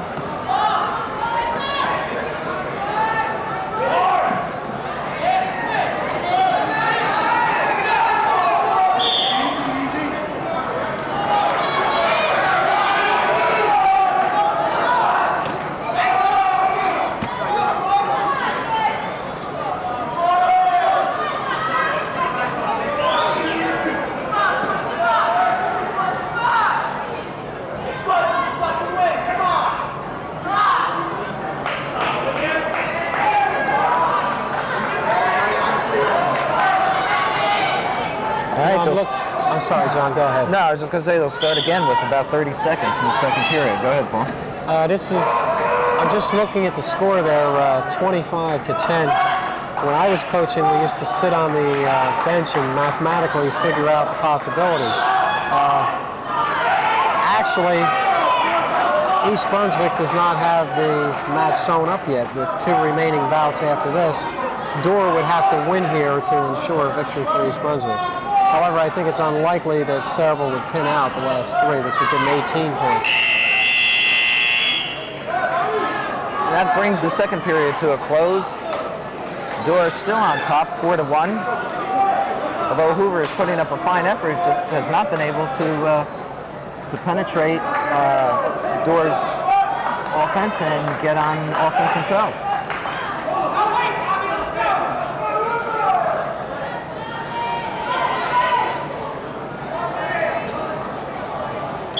Hoover starts this third period on top.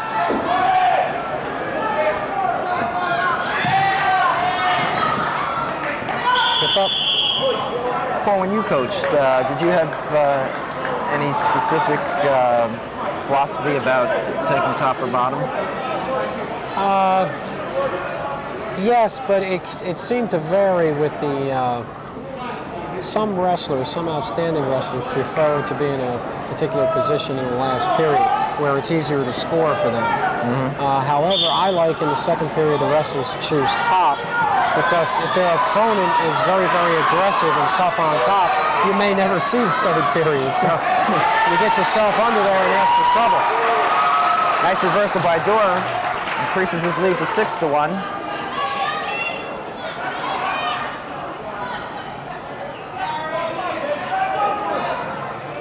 Also, being down in the third period in the defensive position, sometimes the wrestlers can give it that last effort and score a neutral or reversal, which may win the match for them. Well, Hoover got an escape and now seems to have control of the door. You may see a takedown here if he doesn't stalemate it. About a minute left in the final period. Door is leading 6-2. Should be working up for a half right here. Left hand half would do it. Yep, stalemate. So he actually lost points on that, or did not maximize the... Yes, he gave up a neutral and didn't get the takedown.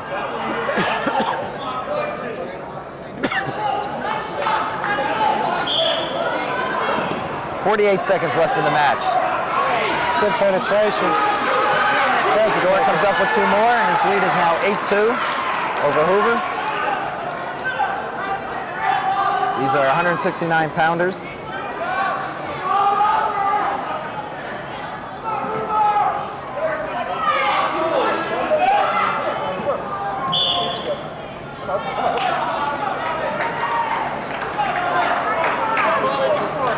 .24 seconds.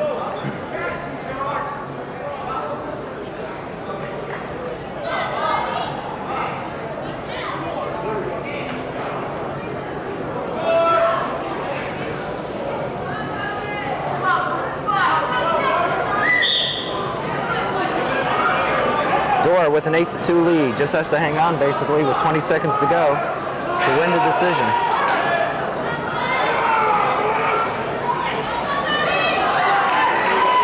Hoover's still working hard, but it doesn't look like it's going to come about.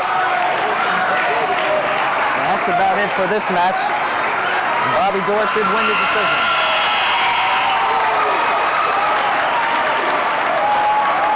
Dorr wins it 8-3.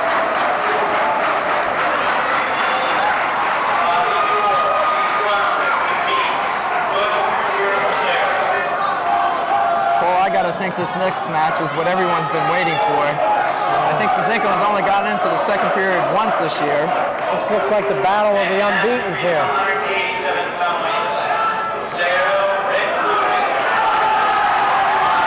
We're at 187 pounds. And it's not going to beat Buzinko. And they pull the switch. They're wrestling Goldberg here. They pull the switch, East Brunswick. Buzinko will move up to heavyweight, and Goldberg will drop down to 187, which is where we're at the moment. We're in the 11th match. This is Lucas or Bouchard from Sayreville. Tell you the truth, Paul, I didn't hear the announcement. There was so much noise and anticipation. Anyway, we have Seth Goldberg out there for East Brunswick. At 187 pounds, East Brunswick's team lead is now 28-10. This is Lucas. This is Lucas. Yes. Bouchard is also undefeated at 9-0, so he'll probably be a good opponent for Buzinko.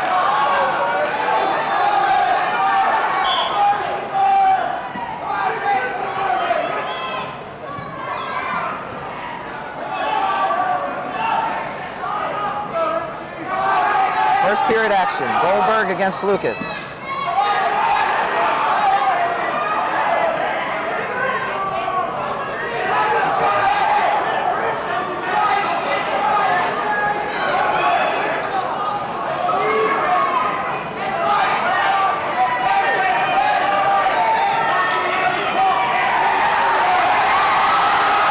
Lucas rolls Goldberg over. His back's on the mat. 52 seconds in the period. 50 seconds left. He's going to come out with back points, if nothing else.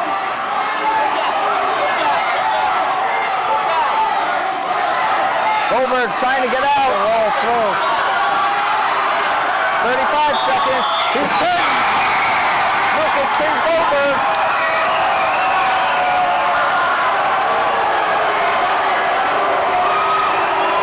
33 seconds in the first period.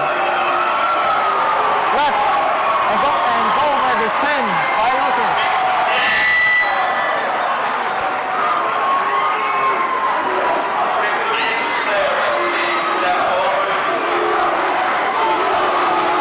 Paul, is there any realistic chance that Sayreville can win? You mean this particular bout? No, I mean the match. They trail 28-16. No way.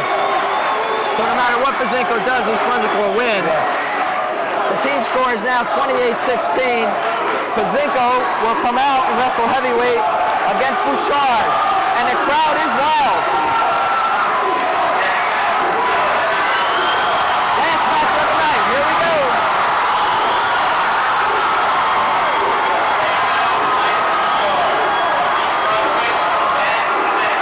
Glenn has wrestled heavyweight a number of times. In the union match, he moved to heavyweight and beat his opponent, who was 30 pounds heavier, and also the third place finisher in the state last year. Well, Bouchard's not showing him any respect, that's for sure. First period action.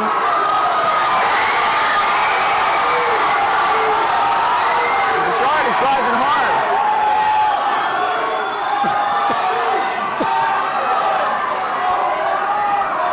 No one has any advantage at this point.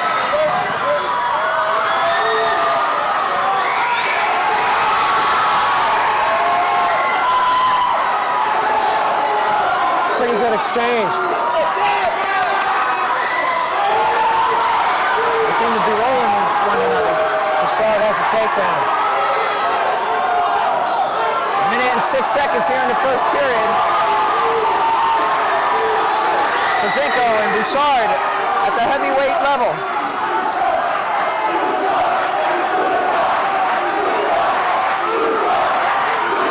Sounds like the fans love this one.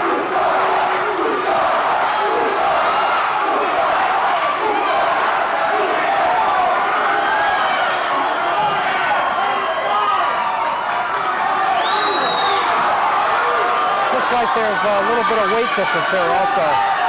Bouchard has a 2-point lead now.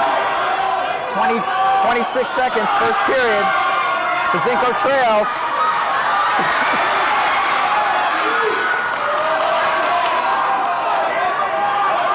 Trying to set up a roll here. Pazinko gets it down. Reversal. Tied 2-2. Glenn is very tough in the top position. Got Bouchard turned over. And that's the end of the first period. He's going to pick up a near fall there. And he'll get 2 more. I can't believe the crowd, John. I can hardly hear you. I'm sitting right next to you. It's 4-2 Pazinko after 1 period. As we said, this means nothing in terms of the team score. East Brunswick will win regardless of what Pazinko does. They lead 28-16. But this match here is 4-2 in favor of Pazinko over Bouchard. He's got his back to the mat again. Glenn is very tough on top. He likes to use legs and his power half here. Very, very powerful. Well, Pazinko's extended his lead 7-2, but Bouchard has taken him into the second period.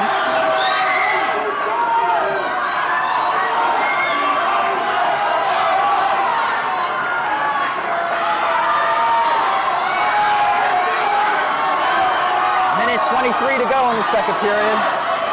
7-2 Pazinko.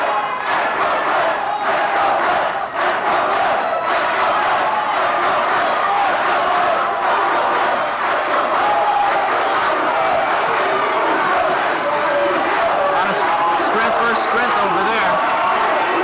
He puts a lot of pressure on that, an awful lot of pressure. We're down to about 57 seconds. Second period. Pazinko's got it over again. I think this is it. 47 seconds. Nice move by Bouchard. He's going to get a neutral here. He's got 2 and a takedown. Glenn didn't protect himself there. He should have gotten that right arm up. He just spun behind to get the takedown. The score is now 9-5. Bouchard trails, but he's on top.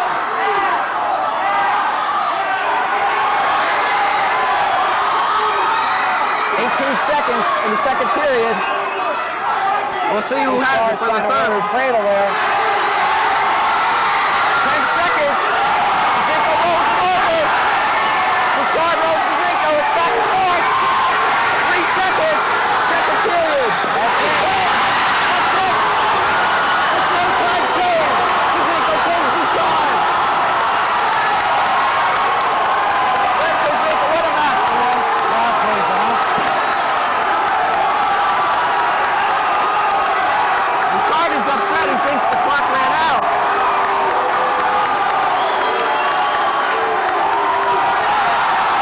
And that's it. Glenn Pazinko with time money now. Yeah, he came out of that cradle nicely there. Well, it wasn't as exciting as we thought it would be in terms of individual matchups, but East Brunswick did a fine job, and there's some outstanding young talent that we saw tonight. Yeah, I believe their first 6 or 7 wrestlers are all underclassmen. That heavyweight bout was something, huh? That heavyweight bout made the whole evening, quite honestly. Anyway, it was a great victory for East Brunswick. And we would like to thank, at this point, Charlie King and his staff for allowing us to come in tonight, Greg DeMarco and Jimmy Young for their assistance and cooperation. And I would personally like to thank you, Paul, for being with us once again. It's good to see you where you belong in East Brunswick High School. Thank you, John. I enjoyed it. Always enjoy a wrestling match. That'll never change, I guess. Well, that's it from here at East Brunswick High School, again, where the East Brunswick Bears defeated the Sayreville Bombers in a exciting high school wrestling match. The final score, East Brunswick 28, Sayreville 16. We hope you enjoyed it, and you'll stay.